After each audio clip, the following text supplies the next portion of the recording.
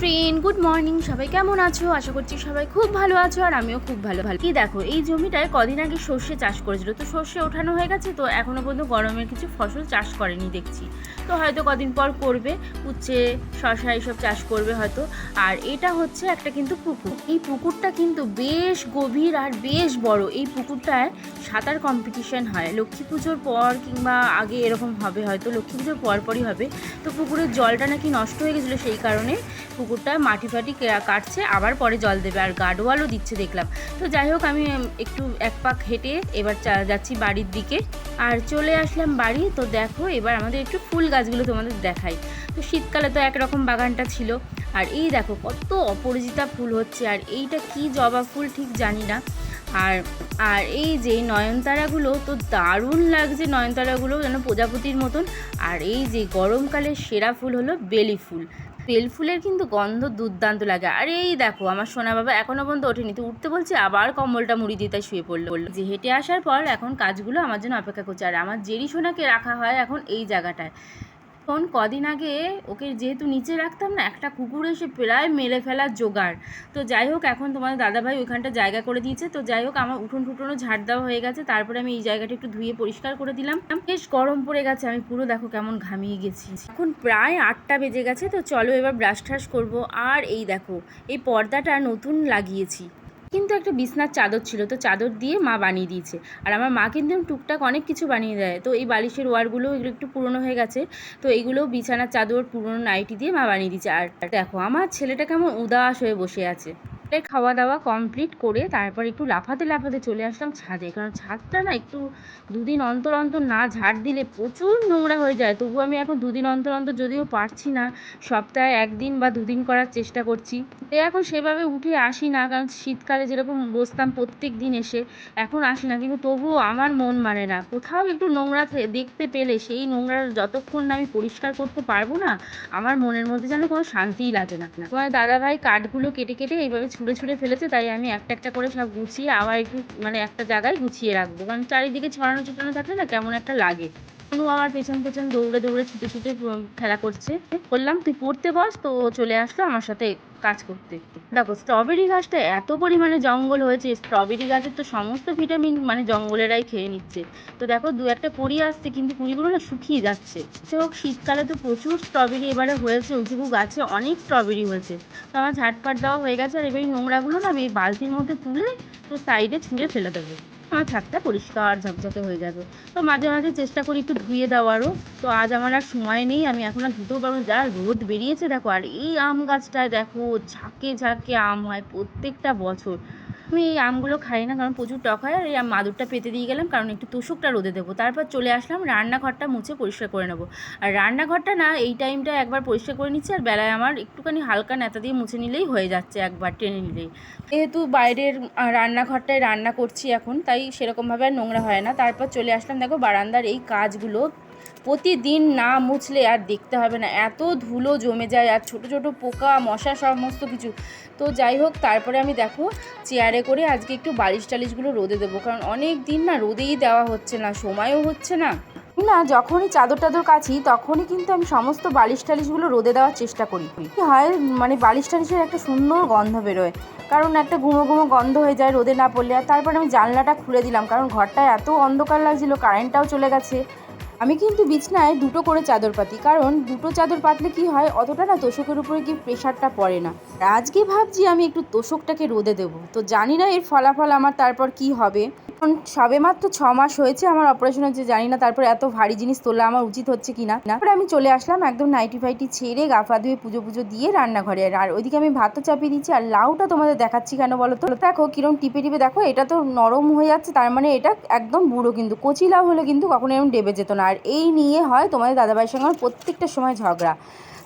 ও কিছুতেই দেখে লাউ কিনতে পারে না, কিনে নিয়ে আসবে প্রত্যেকবারই বুড়ো লাউ, আর এনে বলবে আমি কচি লাউ এনেছি, আর আমার সাথে এই নিয়ে ঝগড়া হয়। তো তারপর দেখো, আমি একটু আজকে করবো, যেহেতু শনিবার নিরামিষ করব, তাই মুগের ডাল ভালো করে ভেজে ধুয়ে নিয়ে সেদ্ধ চাপিয়ে দিলাম।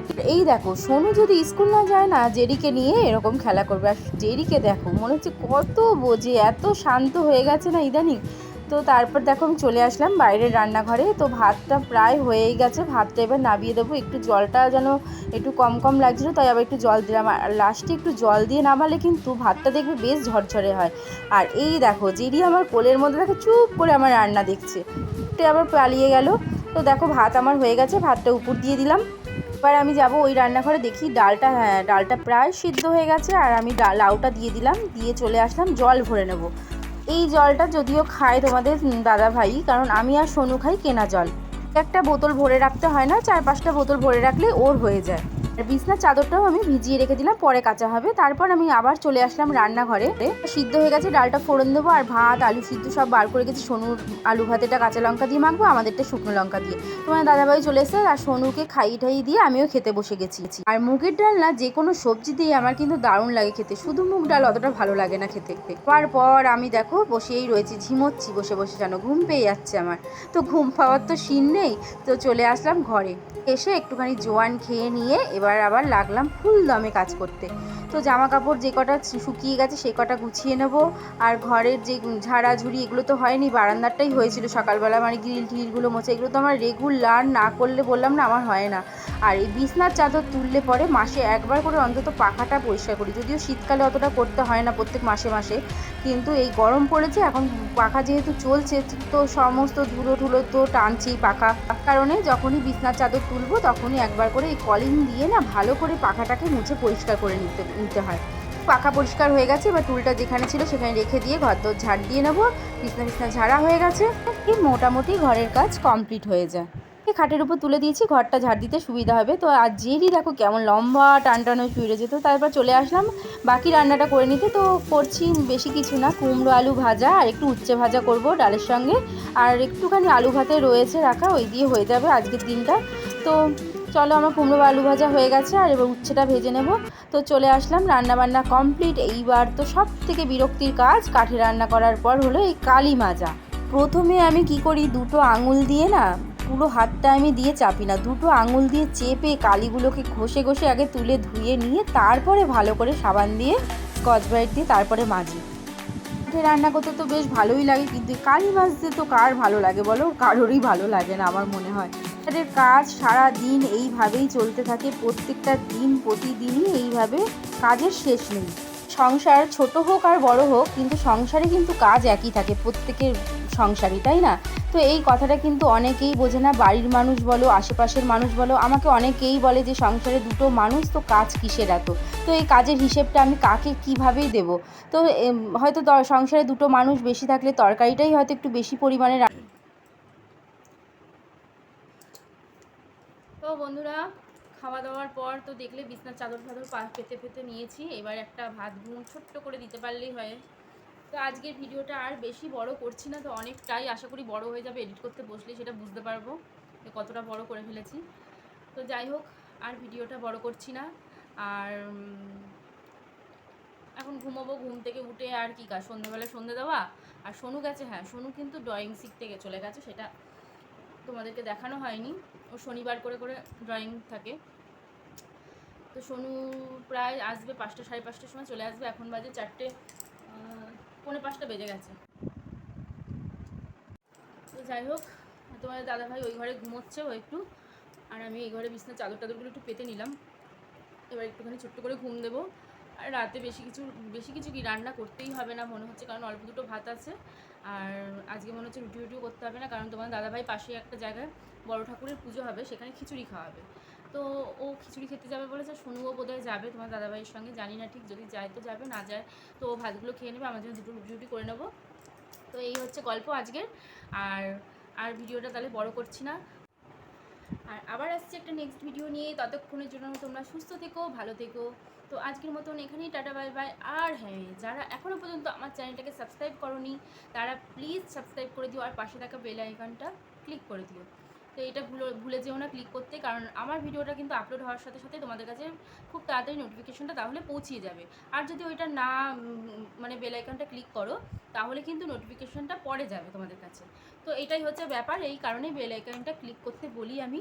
তো যাই হোক, আজকের ভিডিওটা তাহলে এখানেই শেষ করছি। তো টাটা বাই বাই। আর হ্যাঁ, তো আমাকে তোমাদের কেমন লাগে, আর আমার কোনো জায়গায় যদি তোমাদের ভুল মানে লাগে যে এইটা ভুল ওটা ভুল বা কিছু, বা তোমরা যদি অন্য কোনো টাইপের ভিডিও দেখতে চাও তোমরা প্লিজ আমাকে কমেন্টে জানাতে পারো সেটা। তো সেটাই তোমাদের কাছে অনুরোধ রইল। তো আজকের মতন তাহলে টাটা।